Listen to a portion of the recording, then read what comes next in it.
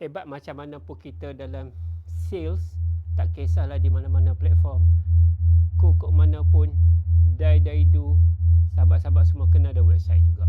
Assalamualaikum warahmatullahi wabarakatuh. Salam sejahtera. Apa khabar sahabat-sahabat semua yang dirahmati Allah dan juga lagi disayangi Nabi SAW.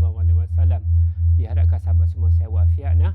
Okey, macam mana saya katakan tadi, hebat macam mana pun kita sale ratusan ribu, jutaan ringgit tiap-tiap bulan, tak kisahlah di mana-mana platform, sama ada di platform TT, di platform Insta, di platform FB sekalipun, kok mana pun demo, sahabat-sahabat semua nak kena ada juga website ataupun laman sesawang bahasa Melayunya. Okey, ataupun ada orang sebut sales page ataupun landing page. Aku kurang lebih sama je lah. Kalau nak saya describe satu-satu tu website, sales page, landing page tu, nanti jadi panjang pula video ni.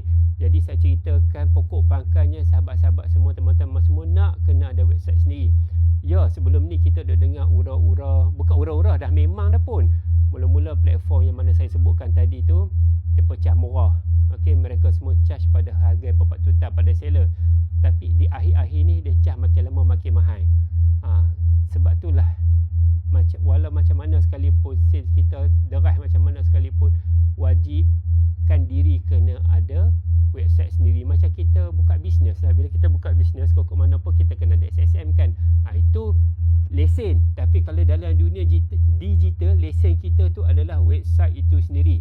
Okey, dalam website sekalipun ada juga chargesnya, tapi taklah sebanyak macam mana yang kita dengar fee yang terpaksa dibayar oleh seller-seller dengan menggunakan platform berkenaan. Itu mungkin sahabat-sahabat semua lalek setinggi macam mana pun kita boleh bayar, tak ada masalah, boleh je bayar. Ya, kalau sahabat-sahabat rasa mampu boleh bayar, silakan, tak ada masalah. If let's say satu hari nanti kita tak tahu apa akan jadi platform-platform yang kita tumpang tu, yang kita gunakan tu, sebenarnya platform berkenaan bukan milik kita. Kena ingat tu, bukan milik kita, milik mereka. Milik mereka semua. Platform kita tumpang saja, TT ke, Facebook ke, Insta ke, itu platform depa semua. Kalau sampai satu masa nanti, kita tak minta, tapi kalau sampai satu masa nanti, sekelip mata hilang macam tu je, follower beratus ribu, berjutaan, tiba-tiba hilang macam tu je. Macam mana nak get in touch balik dengan follower kita? Nak start daripada scratch balik? Allahu Akbar. Dah berapa lama bina, dah berapa lama buat dah short share berjuta, tiba-tiba tak ada.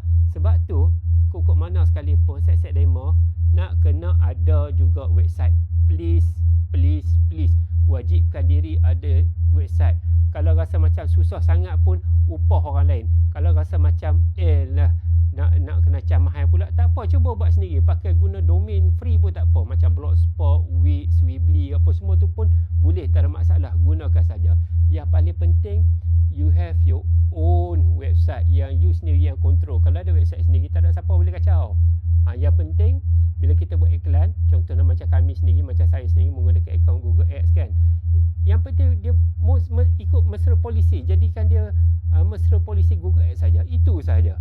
Tak lebih, tak kurang. Bahasa mudahnya, bila dah kita ada own website sendiri, lepas pada tu dah optimize betul-betul, hampa nak gunakan dekat TikTok ke, Insta ke, FB ke, teruskan, tak ada masalah. Lagi mereka suka. Sebab apa? You have your own website. Okey, itu saja perkongsian saya untuk hari ini. Panjang umur, berada rezeki, kita jumpa lagi. Assalamualaikum warahmatullahi wabarakatuh. Salam sejahtera and bye-bye.